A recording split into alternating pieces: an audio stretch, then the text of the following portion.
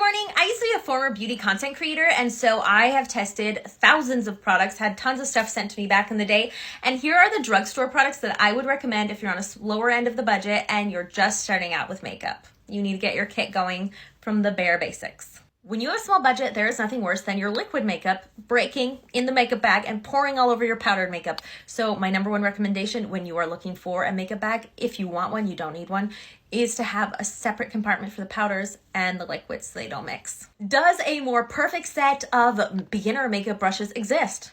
No. First of all, Real Techniques, they're affordable, especially when you compare them to the price of high-end brushes that just make you want to cry.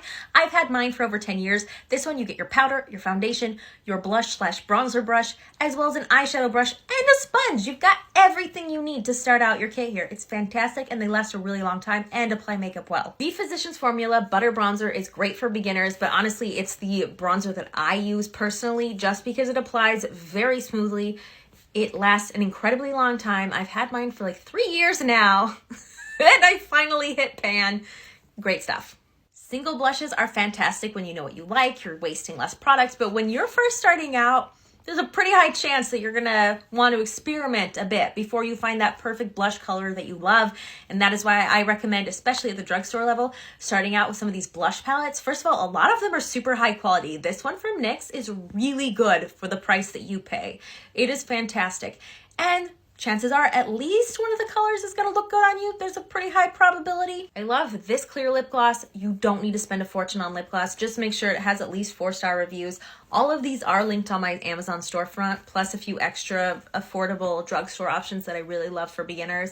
But yeah, you definitely don't need to splurge on clear lip gloss. This is the one that I'm scared to share an opinion on because when it comes to mascara, people will fight to the death to defend their favorite mascara or to tell you that you're an evil person for liking a mascara that they don't like. People get very passionate, and that is why I recommend only going with drugstore mascaras until you find out more or less what you like.